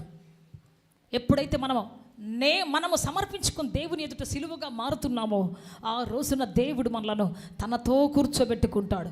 ఆ తర్వాత వాడు బోధించడం ఆరంభించిన తర్వాత అనేక మంది ఆశ్చర్యపడి దేవుని యొద్దకు వచ్చారు. చప్పట్లు కూడా బిగ్గరగా దాన్ని మాయంపరుస్తా. ఒక సువార్థికుడిగా మార్చబడ్డాడు, శక్తి గలవానిగా మార్చబడ్డాడు, అనేకులు దేవుని ఎదుగు నడిపించే సాధనంగా మార్చబడ్డాడు, అనేకులు దేవుని సన్నిధికి తీసుకొచ్చే సాధనంగా మార్చబడ్డాడు. ఆమేన్. అది అక్కడ జరిగినటువంటి కార్యం. ఈరోజు నీవు కూడా స్వస్థ చిత్తురాలివి కావాలంటే, మహిమగల వస్త్రమును ధరించి, అభిషేక వస్త్రాన్ని ధరించాలి అంటే బయట ఒక జీవితం, లోపల ఒక జీవితం ఉండకూడదు. అందరి ముందు పబ్లిక్ లైఫ్ ఒకటి, పర్సనల్ లైఫ్ ఒకటి ఉండకూడదు. Praise the lord. చీకట్లో ఒకటి, వెలుగులో ఒకటి ఉండకూడదు. వెలుగులో ఎలా సిలువెత్తుకున్నావో చీకట్లో కూడా అలాగే సిలువెత్తుకొని ఉండాలి. నీవు వెలుగులో ఎలా దేవునితో కూర్చున్నావో చీకట్లో కూడా అలాగే కూర్చొని ఉండాలి. Praise the lord. ప్రజలందరి ముందు ఏ విధంగా నువ్వు సంతోష గానాలు చేస్తూ పాడుతున్నావో అదే రీతిగా నీవు నీ అంతరంగ జీవితాలు కూడా పాడుతూ స్తుతిస్తూ ఉండే వ్యక్తిగా ఉండాలి. ఎన్ని అవకాశాలు వచ్చినా తొలగిపోవడానికి, ఎన్ని రకాల ఎంతమంది మనుషులు చెప్పినా ఎప్పుడు దేవుని హత్తుకొని ఉంటావో అది నీ సిలువ యాగం. ఆ రోజున ప్రభు గుండెల మీదకి వెళ్ళబోతున్నావు, ఆయన భుజాల మీదకి వెళ్ళబోతున్నావు. అద్భుతం జరగబోతూ ఉన్నది. చెప్పాలి గట్టిగా హల్లెలూయా, హల్లెలూయా. మరొక వ్యక్తిని పరిచయం చేస్తాను. సమరస్త్రీ ఉంది. సమరస్త్రీ మనందరికీ బాగా తెలిసినటువంటి వ్యక్తి. యోహాను సువార్త 4వ అధ్యాయంలో ఉన్నటువంటి ఈ సమరస్త్రీ, చదువుదాం ఒకసారి 4వ వచనం చదువుకుంటాం, చదవండి. సమరయ మార్గమున వెళ్ళవలసి వచ్చెను గనుక యాకోబు తన కుమారుడైన యేసేపుకు ఇచ్చిన భూమి దగ్గరనున్న సమరయలోని సుకారాను అను ఊరికి వచ్చెను. అక్కడ యాకోబు బావి ఉండెను గనుక యేసు ప్రయాణము వలన అలసి ఉన్న రీతినే ఆ బావి వద్ద కూర్చెండెను. అప్పటికి ఇంచుమించు 12 గంటలాయెను. సమరయస్త్రీ ఒకతే నీళ్లు చేదుచుటకు నీళ్లు చేదుకోవడానికి అక్కడికి రాగా యేసు నాకు దాహముని కిమ్మని ఆమెను అడిగెను. ఆయన 11వ వచనం చదువుదాం. అప్పుడు ఆయన అప్పుడు ఆ స్త్రీ, అయ్యా ఈ బావి లోతైనది, చేదుకుంటకి ఇంత దూరం రాకుండానికి ఏమీ లేదు. ఆ జీవజలము ఎలాగూ నీకు దొరుకును. తానును తన కుమారులను పశువులను ఈ బావి నీళ్లు త్రాగి మాకిచ్చిన మన తండ్రి అయిన యాకోబు కంటే నీవు గొప్పవాడవా అని ఆయనను అడిగెను. తర్వాత ఇంకొక విషయం కూడా చదువు 20 చదువుతాను, చదవండి. మీకు తెలియని దానిని ఆరాధించువారు మేము మాకు తెలిసిన దానిని ఆరాధించువారము. రక్షణ యూదులలో నుండియే కలుగుచున్నది. ఆమేన్. 19వ వచనం కూడా చదువుదాం. అప్పుడు ఆ స్త్రీ, అయ్యా నీవు ప్రవక్తవని గ్రహించుచున్నాను. మా పితరులు ఈ పర్వతమందు ఆరాధించిరి గాని ఆరాధింపవలసిన స్థలం యెరూషలేము ఉన్నదని మీరు చెప్పెదరు అని చెప్పింది. ఇదంతా మనకు తెలిసినటువంటి స్టోరీ. ఇక్కడ ఏమంటదంటే ఆమె, అయ్యా మేము పర్వతం మీద ఆరాధిస్తాం, మా పితరులు మేము పర్వతం మీద ఆరాధిస్తాం. మేము చెప్పండి, అందరు చెప్పండి. మేము అంటే ఒక గ్రూప్, అంటే గ్రూపులో ఉంటే నేను కూడా ఒక నాడు ఆరాధించే వ్యక్తినే. గ్రూపులో మా పితరులతో పాటు కలిసి, మా కోయ టీంతో పాటు కలిసి, మాకున్నటువంటి వారితో కలిసి ఆరాధించడం ఇది ఓకే. కానీ ఇవేమిటో తెలుసా, నేను అని చెప్పటం లేదు. మేముకు నేనుకు చాలా వ్యత్యాసం ఉంది. మేము చేస్తామయ్యా అంటే అది అందరిలో. నేను అంటే ఎవరొచ్చినా రాకపోయినా, ఎవరున్నా లేకపోయినా, ఎవరు చెప్పినా చెప్పకపోయినా, ఎవరు చూసినా చూడకపోయినా, నా మట్టుకైతే హల్లెలూయా చెప్పాలి గట్టిగా, హల్లెలూయా, హల్లెలూయా. సో ఏమంటది, మేము ఆరాధిస్తామయ్యా, మా ఆరాధన స్థలం కొండ మీద ఉంది. అసలు మా చర్చ్ ఎంత బాగుంటుందో తెలుసా, మా ఆరాధన ఇన్స్ట్రుమెంట్స్ ఎంత బాగుంటాయో తెలుసా, మా పితరులు ఎంత బాగా పాటలు పాడేవాళ్ళు తెలుసా. చాలామందికి ఇది పెద్ద బోస్టింగ్. నన్ను కూడా ఒక ఆమె అంటది, అబ్బా మా పాస్టర్ ఎంత బాగా పాడుతుంది తెలుసా, నెల్లూరుకే పులి అనింది ఒక ఆమె. గుండెలో పాదుకుని చూసాను నేను గబుక్కున. మా పాస్టర్ నెల్లూరుకే పులి అనింది. కూర్చొని చూస్తా ఉన్నాను నేను ఆమెని. ఏం చేస్తా మధ్యలో చెప్పలేం కదా. ఆ తర్వాత చూస్తే చెప్పండి, ఆమె కనపట్టలేదు, నాకు వాళ్ళు కనపట్టలేదు. అమ్మా శత్రు ఏమండి మీరు వచ్చిన తర్వాత మా ఇల్లు బాగుపడిందండి, మీరు వచ్చిన తర్వాత మా బాగున్నామండి అనేవాళ్ళు లేరు. కొంతమందికి ఏమి ఇష్టం అంటే పాస్టర్ని బోస్టింగ్ చేయటం ఇష్టం. వాళ్ళ పాటనో వాళ్ళ పద్ధతిలో చేసి, అసలు మా చర్చ్ ఎంత బాగుంటుందో తెలుసా, అసలు మా ఆరాధన ఎంత బాగుంటుందో తెలుసా, మా పాస్టర్ ఎంత బాగుంటుందో తెలుసా. ఆపండి, ఎన్ని చెప్పడం ఆపండి. ఫస్ట్ ఆఫ్ ఆల్ మా పాస్టర్ గారి దగ్గర రండి, అబ్బా ఆయన మోకాలు వేస్తే మోక రక్తం గారిపోతుంటుంది, మా చర్చికి రండి అబ్బా అంటారు కొంతమంది. అవన్నీ ఆపండి. మా దేవుడు ఎంత గొప్పోడో తెలుసా, చెప్పాలి గట్టిగా, హల్లెలూయా, హల్లెలూయా. బోస్టింగ్ ఉండాల్సింది నీ చర్చిని బట్టో, కన్స్ట్రక్షన్ బట్టో, లేకపోతే నీకున్న కాపర్ని బట్టో, లేకపోతే నీకున్న పెద్ద పేరుని బట్టో కాదు. బోస్టింగ్ ఉండాల్సింది అంటే మనము బోస్టింగ్ ఎవరిలో అతిశయపడాల్సింది, ఎవరిలో అంటే క్రీస్తులోనే అతిశయపడాలి. చెప్పాలి గట్టిగా, నా దేవుడు ఎంత గొప్పవాడో తెలుసా, నా రక్షకుడు ఎంత త్యాగం చేశాడో తెలుసా, నా దేవుడు ఎంత ఉన్నతమైన వాడో తెలుసా. హల్లెలూయా చెప్పాలి గట్టిగా, హల్లెలూయా. సో ప్రియ దేవుని బిడ్డ, ఏం చెప్పాలి మన జీవితంలో అంటే దేన్ని పొగడాలి. ఈమె కూడా దేన్ని పొగుడుతుంది, మా ఆరాధన స్థలం ఎక్కడుందో తెలుసా, కొండ మీద ఉంది, అంత ఎత్తులో ఉంది. మా పితరులు ఎంత బాగా ఆరాధన చేసేవాళ్ళు తెలుసా, గంభీరంగా ఆరాధన చేసేవాళ్ళు. మా పితరుడు ఇదిగో ఎంత పెద్ద బావి తవ్వించి మాకు ఇచ్చాడు తెలుసా. వాళ్ళు ఇచ్చారు, వీళ్ళు ఇచ్చారు, వాళ్ళు ఇచ్చారు, వీళ్ళు ఇచ్చారు, మా చర్చ్ అట్లా, మాది ఇట్లా అని చెబుతున్నారు. What about you? దాంట్లో ఉన్న నువ్వేం చేస్తున్నావు? ఆ సంఘంలో నీవు ఏం ప్రయాసపడుతున్నావు? సంఘంలో దేవునికి ఎంత సాక్షిగా బ్రతుకుతున్నావు? ఇంత పెద్ద సంఘంలో చేర్చబడ్డ నీవు వ్యక్తిగతంగా దేవునికి ఎంత దగ్గరగా ఉన్నావు? వ్యక్తిగతంగా దేవుని ఎలా ఫలిస్తున్నావు? వ్యక్తిగతంగా ఎంత అందుబాటులో ఉన్నావు? It's so important in your life. ఇది నీ జీవితంలో చాలా ప్రాముఖ్యమైన విషయం. నీ వ్యక్తిగత జీవితం అన్నిటికంటే ప్రాముఖ్యమైంది. దేవుడికి బలి కాదు కావాల్సింది, బలి ఇచ్చే నువ్వు కావాలి ఫస్ట్ దేవునికి. అర్పించే అర్పణ కాదు కావాల్సింది, అర్పించడానికి వచ్చిన నువ్వు కావాలి దేవునికి. చెప్పాలి గట్టిగా హల్లెలూయా, చెప్పాలి గట్టిగా హల్లెలూయా, హల్లెలూయా, హల్లెలూయా. సో ప్రియ దేవుని బిడ్డ, నేను సమర్పించుకున్నాను ప్రభు అని చెప్పాలి. ఈ సమరస్య అంటే వాళ్ళు ఆరాధించారు, వీళ్ళు ఆరాధించారు, నువ్వెక్కడున్నావు? నేనా, నా సంగతి ఎందుకులే, 5గురు ప్రేమించాను, 5గురు చేసుకుందాం అనుకున్నాను, ఒక్కొక్కడు వెళ్ళిపోయాడు, 6వ వ్యక్తి కోసం తిరుగుతున్నాను, ఇది నా పని. సంఘంలోకి వస్తున్నా కానీ వెతుకుతున్నా ఎవరున్నారా నా కోసం ఫ్రెండ్షిప్ చేసేవాళ్ళు. సంఘంలోకి వస్తున్నా కానీ ఎవరిని కామెంట్ చేయాలో ఎదురు చూస్తూ ఉన్నా నేను. చాలామంది అంటారు, అబ్బా సంఘం ఈరోజు ఒక అమ్మి ఉందే, అయ్యా ఒక అబ్బి ఉన్నాడు. మనుషులు చూస్తున్నాం మనం అనేక సార్లు. పలానోళ్ళు ఇట్లున్నారు ప్రసన్నమ్మ ఆరాధన చేసేటప్పుడా, పలానోళ్ళు అట్లన్నా బ్రదర్ సిస్టర్ అలా, నీకెట్లా కనపడ్డారమ్మా? ఆ టైంలో నీకే నువ్వు ప్రభుత్వం ఉండలేదా? ఉన్నాను కానీ కాస్త అప్పుడప్పుడు ఒక్కొక్క కన్ను తెరిచి చూస్తుంటాను, అప్పుడు కనపడుతున్నారు వీళ్ళందరూ. అప్పుడప్పుడు ఒక్కొక్క కన్ను తెరిచి చూస్తాను, ఎట చూస్తున్నారా ఏంటని చేసి చూస్తుంటాను, అప్పుడు కనపడుతుంటారు నాకు వీళ్ళందరూ. అందరికి పెట్టిన దెయ్యం ఏంటంటే చాలామందికి ఆరాధనలో కళ్ళు పోయారు. ఫస్ట్ దెయ్యం ఎవరికి పడుతుందంటే వదిలిదేయాలని కళ్ళు తెరిచి వాళ్ళకే పడుతుంటాయి. చెబుతా, నిజం చెప్తున్నా. చాలామంది ఆరాధన చేస్తుంటారు, దిక్కులు చూస్తుంటారు, టైం చూస్తుంటారు, సెల్ ఫోన్ చూస్తుంటారు. లీనమైపో, ఒక 10 నిమిషాలు లేట్ అయితే ఏం కొంపలే ముంచుకొని పోవు. సూర్యుడే వీటి పొడవడు. లీనమైపో దేవుల్లో. నీలో ఆయన సూర్యుడిగా దిగి రాబోతూ ఉన్నాడు. నీలో చంద్రుడిగా ఆయన ప్రకాశించబోతూ ఉన్నాడు. నీ జీతం నిలబెట్టబోతున్నాడు ఆయన. అద్భుతం చేయబోతున్నాడు ఆయన. సమరస్య మందిరం గురించి చెబుతుంది, ఆరాధన గురించి చెబుతుంది, తన గురించి చెప్పదు. కానీ దేవుడు అన్నాడు, ఆత్మతో సత్యముతో ఆరాధించే కాలం వచ్చిందమ్మా. నువ్వు నీ ఆత్మతో నీ సత్యంతో నువ్వు ఆరాధించి నువ్వే ఒక ఆలయముగా మారాలి అని చెప్పాడు దేవుడు. చప్పుడు కూడా వేగరగా హల్లెలూయా, హల్లెలూయా. ఆరాధన స్థలం గురించి కాదు, నీవే ఆరాధనగా మారాలి. ఆరాధన స్థలముగా మార్చబడాలి. నీ జీవితం ఒక బలిపీఠంగా మార్చబడాలి. నీవు దేవుని సిలువగా మారాలి. దేవుని భుజాల మీద ఉన్నటువంటి ఆ సిలువగా నీ బ్రతుకు మార్చబడాలి. That is the real sacrifice. Hallelujah, hallelujah, hallelujah, hallelujah. అది నీ జీవితంలో నిజమైనటువంటి సాక్రిఫైస్. ఎంతమంది ఇష్టపడుతున్నారు ఇటువంటి నిజమైన సాక్రిఫైస్గా? నేను మారాలి ఇష్టపడుతున్నాను ప్రభు. నా సొత్తు కాదు ప్రభు, నన్ను అర్పిస్తున్నాను ప్రభు మొట్టమొదట. హల్లెలూయా, హల్లెలూయా, హల్లెలూయా. దేవుడు చెప్పాడు, 6 దినాలు కష్టపడి పని చేయండి, 7వ దిన విశ్రాంతి తీసుకోండి.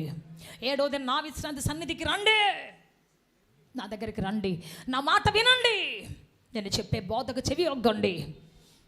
దేవుడు చెప్పిన మాట ఇది, మనుషులు చెప్పిన మాట కాదు. 4వ వారం కూడా పోవాలంటవా? బల్లారాధన రోజు పోతే సాల్దా? నీ ఇష్టమేనది? చెప్పు. పనికి పోతున్నావు, లేకపోతే ఉద్యోగానికి పోతున్నావు, అయ్యో నెలలో ఒక్కరోజే వస్తానంటే జీతం ఇస్తాడా నీకు ఆయన? చెప్పండి. ఒక్కరోజే స్కూల్కి పోతానా అంటే నేను పాస్ చేసి పంపిస్తారా? దేవునికి భయపడు, దేవుని కట్టడకు భయపడు, దేవుని మాట చదువు, దేవుని మాట విను. ఇంట్లో కూర్చున్నా దేవుడు ప్రార్థన ఆలకిస్తాడు. కానీ దేవుడు ఏం చెప్పాడు చెప్పండి? నువ్వు ఇంట్లో ఇంత బాగా ఆరాధన చేస్తావా? ఇంత బాగా దేవుని స్తుతించి చేతులెత్తి ఆరాధన చేయగలుగుతావా? ఇక్కడ ఆయన సన్నిధి సంచరిస్తూ ఉంటుంది, పొందుకోగలుగుతావా ఇంట్లో ఉంటే, లేకపోతే ఎక్కడో ఉంటే? నా గుండెలో దేవుడు ఉన్నాడు సిస్టర్, నా గుండెలో దేవుడు నాకు తెలుసు, నా విశ్వాసం నాకు తెలుసు. నీ విశ్వాసం నీకు కాదు తెలిసింది, నీ విశ్వాసం దేవునికి తెలియాలి. చెప్పాలి గట్టిగా, చెప్పాలి గట్టిగా. దేవుని మాట వినాలంతే, అది కష్టమో నష్టమో ఆయన మాట వినాలంతే. Praise the Lord, praise the Lord. అందుకే చెబుతాను ఈ రోజున దేవుని సమరస్య అంటది, మేము చేస్తాం ఆరాధన, మా పితరుడు ఇంత మంచి నీళ్లు తాగుతున్న నీవు, ఇంత మంచి కొండ మీద ఆరాధన చేస్తున్న నీవు, ఇంత మంచి శక్తివంతమైనటువంటి సంఘములో హిస్టారికల్ చర్చిలో ఉన్నటువంటి నీవు ఏం ఫలిస్తున్నావు, ఏ విధంగా వర్ధిల్లుతున్నావు, ఏ విధంగా దేవునికి దగ్గరగా ఉన్నావు, ఏ విధంగా దేవుని శక్తిని పొందుతున్నావు, ఎంతగా దేవుని దగ్గరకు వస్తున్నావు, ఇది చాలా ఇంపార్టెంట్. నీవు ఆశీర్వదించబడాలంటే నీవు నీతిమంతుడై ఉండాలి, నీవు నీతిమంతురాలవై ఉండాలి, నీవు యథార్థవంతుడివై ఉండాలి, దేవునికి ఇష్టంగా ఉండాలి. నీకు ఇష్టంగా కాదు, మీ తండ్రికి ఇష్టంగా కాదు, మీ అత్తకి ఇష్టంగా, మీ మామకి ఇష్టంగా, దేవునికి ఇష్టంగా ఉండాలి. Praise the lord. ఈ మధ్య ఒక పిల్లోడిని కలిసి, ఎరా ఏంటి చర్చికి రావట్లేదు అంటే, మా నాయన వద్దందాక, మా నాయన మాట నేను చర్చిపోతే నాకు గండమంది చచ్చిపోతానని చెప్పిందంట, మానేశాను. గుండె పగిలిపోయింది నాకు. ఎరా నువ్వు మీ నాయన మాట వింటావా, మీ మేనత్త మాట వింటావా, మీ తాత మాట వింటావా, దేవుడి మాట వింటావా? నేను ఆయన మాటే వింటా. బ్రతికించేది దేవుడు, ప్రాణం ఇచ్చే దేవుడు, ప్రతి నిమిషం గుండెలో ఊపిరి పెట్టే దేవుడు, మన గుండెని ఆడిచ్చే దేవుడు. ఏ మనిషి చెప్తే వెళ్ళిపోతావు దేవుని దగ్గర నుంచి. ఎవరి కోసం ఎవరు కాపాడుతా నేను రేపటి రోజున? ఏ మనిషి ప్రపంచంలో మనకు భరోసా కాదు, దేవుడు ఒక్కడే భరోసా. ఒకవేళ ప్రజలు మన దేవుడి దగ్గరికి వెళ్ళొద్దు అని చెబితే ఖచ్చితంగా వాడు దేవుని ఏజెంట్. భర్తే కానీ, భార్య కానీ, లోకల్ ఎవరైనా కానీ దేవుని ఉద్దేశం మనం తీసుకుని వెళ్ళంత దురాత్మ పట్టినటువంటి వాళ్ళు, దేవుని వద్దనే ప్రతి ఒక్కడు దయ్యమే. ఏమై రైట్? అవునా కాదా? దేవునిని వద్దనే వాళ్ళు ప్రతి ఒక్కరు దెయ్యాలే. దెయ్యాల కౌగిట్లకు పోయావా, దెయ్యాల మాట చొప్పున వెళ్ళావా, అయిపోయింది నీ జీవితమే అంతే. అందుకని దైవ చిత్తానుసారంగా దేవుని కృపలోనికి రా. ఆ తర్వాత నువ్వు ఎంత ఆస్వాదించబడాలో దేవుని నిర్ణయించి ఆస్వాదిస్తాడు నీ జీవితాన్ని. హల్లెలూయా. ఆయన అంటున్నాడు, ఇంత పెద్ద వాక్యం నువ్వేం చేసావు అంటే, అప్పుడు పరిగెత్తుకుంటూ వెళ్ళిపోయింది. ఇప్పుడు ఎక్కడికి పరిగెత్తుకుంటూ వెళ్ళిపోయింది? సమరీ పట్టణంలోకి వెళ్ళిపోయింది. తను ఒంటరిగా వెళ్ళిపోయింది, ఒక్కటే వెళ్ళిపోయింది.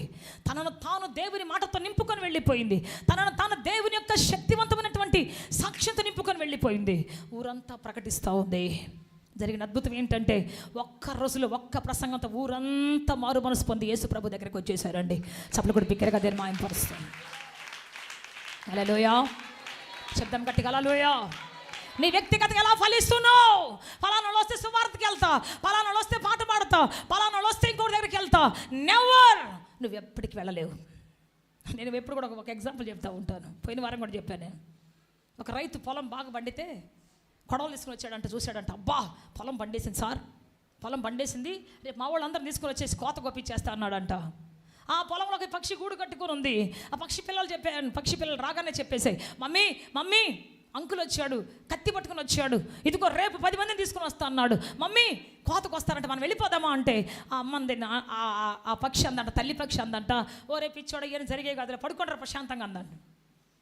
తర్వాత ఇంకో 15 రోజుల తర్వాత మళ్ళీ వచ్చాడు, మళ్ళీ కత్తి తీసుకుని వచ్చాడు. అనుకున్నాడు, అయ్యో పంట తోలిపోయేటట్టుంది, పంట వంగిపోయేటట్టుంది, రేపు నేను నా భార్య నా పిల్లలు తీసుకుని వచ్చేస్తాను, మేమందరం కలిసి కోస్తామన్నాడంట.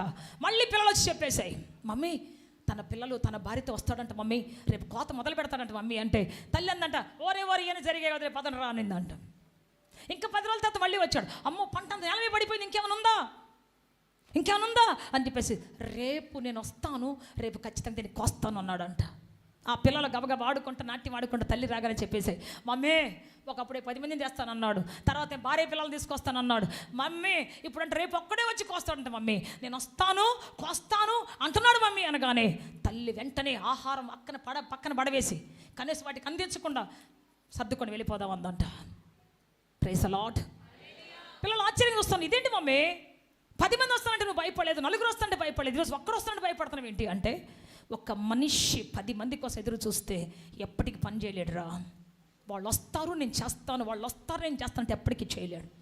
ఒక మనిషి నేను నా ఇంటిపో వాళ్ళతో కలిసి నా పిల్లలతో కలిసి చేస్తానంటే చేయలేడురా. నేనుగా చేస్తాను ఎప్పుడైతే నిర్ణయించుకుంటాడో ఆ రోజే నిజమైనటువంటి పని. హల్లెలూయా. ఐ మై సెల్ఫ్ అని ఎవరైతే అంటారో వారు ఆ నిజమైన పని చేసేటువంటి వారు. కాబట్టి మన టైం అయిపోయి వెళ్ళిపోదాం పదండి అని చెప్పేసి రాత్రి పొలాన్ని విడిచిపెట్టి వెళ్ళిపోయిందండి. నువ్వు ఎప్పుడైతే సిద్ధపడతావో, ఎవరున్నా లేకపోయినా, ఏమున్నా లేకపోయినా, ఎవరిని ఎంకరేజ్ చేసినా చేయకపోయినా, ఎవరిని విమర్శించకపోయినా, నా మట్టుకైతే ప్రభువులు ఎదుగుతాను ఫలిస్తానని ఎప్పుడైతే అనుకుంటావో అదే నీ అసలైన ఆశీర్వాదపు దినము. నేనుగా దేవుని సమర్పించుకుంటాను, నేనుగా దేవుని ఎద్దకు వెళ్తాను, నేనుగా ఆయన సిలువగా మారుతాను, నా చిత్తాన్ని కొట్టివేస్తాను, నా ఉద్దేశాన్ని కొట్టివేస్తాను, నా బ్రతుకులను ప్రతిదీ కొట్టివేస్తాను, నేను ఆయన సిలువగా మారుతానంటావా? నా రహస్య జీవితాన్ని కొట్టివేస్తాను. నాకున్న హ్యాబిట్, దేవునికి ఇష్టమైన హ్యాబిట్ కొట్టివేస్తాను, సిలువగా మారుతానంటావా? ఈరోజు నీ జీవితం ఆశీర్వాదకరంగా నింపబడబోతూ ఉన్నది. అద్భుతకరంగా దేవుడు చేయబోతూ ఉన్నాడు. చెప్పాలి గట్టిగా. వెంటనే సమరశ్రీ ఈరోజు నేను వెళతాను ప్రభువా అని ఒంటరిగా వెళ్ళింది. మేము అని చెప్పలేదు ఇక్కడ, నేను వెళతాను అన్నది. ఆ సిలువను భుజాన పెట్టుకొని, బాధ్యతను భుజాన పెట్టుకొని వెళ్ళింది సమరశ్రీ. ఈ రోజున మన ముందు ఒక సువార్థికురాలుగా, పాపములోంచి వచ్చినటువంటి ఒక పరిశుద్ధ సువార్థికురాలుగా ఈరోజు మనకు కనబడుతూ ఉన్నది. చెప్పలు కూడా బిగ్గరగా దేని మాయంపరుస్తాం. హల్లెలూయా. చెప్పాలి గట్టిగా హల్లెలూయా, హల్లెలూయా. అందుకని మనం బయలుదేరదాం, మనం సిలువకు నిలబడదాం. నీకు నువ్వుగా దేవునికి సమర్పించుకొని ఆయన భుజాల మీదకి వెళ్ళిన రోజున నిన్ను బట్టి ప్రపంచ దేశాలను దేవుడు ఆస్వాదించబోతూ ఉన్నాడు. నిన్ను బట్టి నీ చుట్టూ సమాజాన్ని దీవించబోతున్నాడు ఆయన. నిన్ను బట్టి ప్రపంచాన్ని ఆశ్చర్యకరం చేయబోతున్నాడు ఆయన. నిన్ను బట్టి దీవెనకరంగా మార్చబోతున్నాడు ఆయన. అద్భుతం జరగబోతూ ఉన్నది, ఆశ్చర్యకారం జరగబోతూ ఉన్నది, సమాధాన కార్యం జరగబోతూ ఉన్నది. అందరూ ఒకసారి లేచి నిలబడదామా? ఆయన ఇక్కడ లేడు. ఎక్కడున్నాడు చెప్పండి, ఎక్కడున్నాడు? లేచి ఉన్నాడు. ఇంకొక చిన్న మాట చెప్తా, అందరు లేచి నిలబడి ఒకసారి అందరూ ఒక చిన్న మాట చెప్తా. గెరాసిన దేశస్తుని కోసము అందరూ సమాధుల్లో వెతుకుతా వినాలి అన్నారంట. అయ్యా ఇక్కడ ఒక తిరుగుతున్నట్టు యవనస్తుడు ఉండాలి, బట్టలు లేకుండా కేకలేసుకుంటూ తిరిగేటువంటి వాడు ఉన్నాడే, ఎక్కడ అంటే అందరు అన్నారంట, వాడు ఇక్కడ లేడు. ఎక్కడున్నాడు? యేసు ప్రక్కన కూర్చొని ఉన్నాడు, సమాజంలో బోధిస్తూ ఉన్నాడు, సమాజంలో దేవుని గురించి ప్రకటిస్తూ ఉన్నాడు, ఒక ఆలయములో ఉన్నాడు, అదిగో ఆ కూటములో ఉన్నాడు, అదిగో ఆ పెద్ద సభలో ఉన్నాడు, అదిగో ఆ పెద్ద ఆ సభలో ప్రసంగిస్తూ ఉన్నాడు. చెప్పాలి గట్టిగా హల్లెలూయా. సమాధుల్లో లేడు. యేసు వచ్చిన తర్వాత వాడు సమాజంలోనికి వెళ్ళాడు. సమాధుల బ్రతుకు మారిపోయింది, సమాజపు బ్రతుకొచ్చింది వాడికి. పాపపు జీవితం కొట్టివేయబడింది, పరిశుద్ధమైన సువార్థికుడిగా అతని జీవితం ఆరంభమైందని చెప్పాడు. ఆమేన్, హల్లెలూయా, హల్లెలూయా. సమరసి మారిపోయిన తర్వాత చాలా మంది ఆమె ఇంటికి వచ్చారు. అయ్యా ఇక్కడ ఒక బోర్డు ఉండాలి, ఇక్కడ ఒక బోర్డు ఉండాలి, ఒక ఆమె ఉండాలి, వేశ్యాగృహం అని బోర్డు ఉండాలి. బోర్డు ఏది, ఆమె ఏది అంటే వాళ్ళు ఒకటే మాట చెప్పారు, ఆమె ఇక్కడ లేదు, ఒక వ్యభిచారిగా లేదు, అనేకులు బ్రతుకులు నాశనం చేసే వ్యక్తిగా లేదు, అనేకులు కూలదోసే వ్యక్తిగా లేదు. ఆమె దేవుని వ్యక్తిగా మార్చబడిపోయింది, దేవుని ఆలయంలో చేరింది, దేవుని మహిమగల సువార్త ప్రకటిస్తున్నది, అనేకులకు ఆభరణంగా మార్చబడింది, అనేకులకు ఇష్టంగా మార్చబడింది. ఆమె ఇక్కడ లేదు, వ్యభిచారి ఇంటిలో లేదు, అతడు సమాధిలో లేడు, సమాధి తోటలో లేడు. ఎక్కడున్నాడు తెలుసా? సువార్త పనిలో ఉన్నాడు. హల్లెలూయా, హల్లెలూయా. ఎప్పుడైతే నువ్వు దేవుని ఎద్దకు వస్తున్నావు ఆ రోజున నీ స్థితి మారబోతూ ఉన్నది. ఇక నువ్వు అప్పుల్లో ఉండవు, ఆవేదనలో ఉండవు, పాపిష్టి కార్యాల్లో ఉండలేవు, నీ జీవితంలో వ్యర్థమైన మాటలు ఉండలేవు. నువ్వు కొట్టివేయబడిన రోజున, నీ రహస్య జీవితం కొట్టివేయబడిన రోజున, నీ పాపిష్టి బ్రతుకు కొట్టివేయబడిన రోజున నువ్వు ఆయన యొద్ద ఉండబోతున్నావు. మహిమగల తల్లిగా ఉండబోతున్నావు, మహిమగల యవనస్రాలుగా ఉండబోతున్నావు. శక్తివంతమైన కార్యాలు ప్రభు నీ పట్ల చేయబోతున్నాడు, నేను నోటి బుర్రగా వాడుకోబోతున్నాడు. రా, నీకు నీవుగా రా, నీకు నీవుగా రా, ప్రభు నిలబెట్టబోతూ ఉన్నాడు. చేతులైతే దేవుని అడుగుదామా? ప్రభువా మీకు స్తోత్రం. అందరం కూడా సిలువను మోసుకొని వెళదామా, సిలువగా మారుతూ వెళదామా, సిలువగా మారుతూ వెళదామా? అందరం చేతైతే దేవుని అడుగుదాం. ప్రభువా మీకు స్తోత్రం, హల్లెలూయా. చెప్పాలి గట్టిగా, స్వరమెత్తి గంభీరతంతో చెప్పాలి గట్టిగా. ప్రభువా, ప్రభువా నిన్ను సిలువకు దగ్గరగా కాదు నాయన, సిలువను మెల్లో వేసుకొని కాదు నాయన, నేనే సిలువగా మారాలని ఇష్టపడుతున్నాను తండ్రి. బలి ఇవ్వటానికి కాదు నాయన, బలి పశువును సిద్ధపరచడానికి కాదు నాయన, నేనే బలిగా మారటానికి ఇష్టపడుతున్నాను తండ్రి, నేనే బలిగా మారటానికి ఇష్టపడుతున్నాను నాయన. నీ కొరకు తండ్రి, నీ భుజాల మీద వేయబడిన సిలువ వలె, నీ భుజాల మీద నువ్వు తీసుకొని పోతున్నటువంటి సిలువ వలె, నువ్వు ఏ సిలువకు కొట్టబడ్డావు, ఏ సిలువకు కొట్టబడ్డావో ఆ సిలువ వలె నేను మార్చబడిన ఆయన. నాతో నీవు, నీతో నేను బ్రతుకంతా సమాధానముతో సమాజంలో నిలబడాలని ఆశిస్తున్నాను తండ్రి.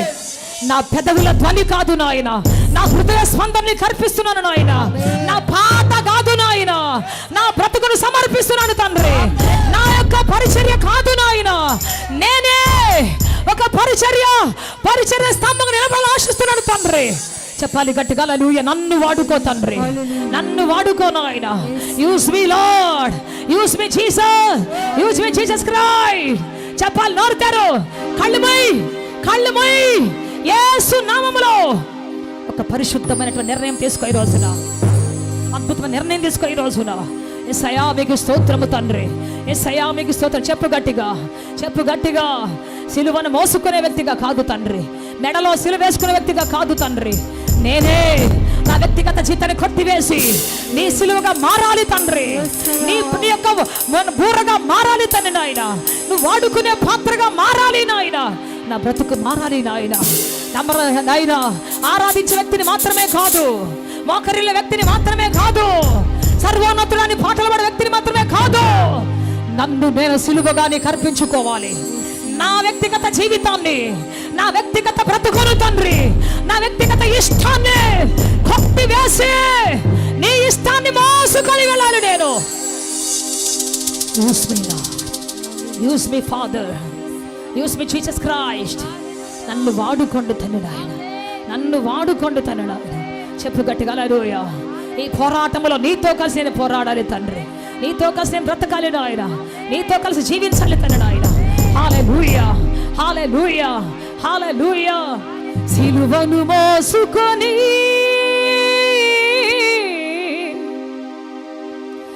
నా గమ్యస్థానానికి, సిలువను మోసుకొని నా గమ్యస్థానానికి. ఆత్మతో సత్యముతో ఆరాధించాలని ఆశిస్తున్నారా? యేసయ్యను గూర్చి మరింత లోతుగా తెలుసుకోవాలని అన్వేషిస్తున్నారా?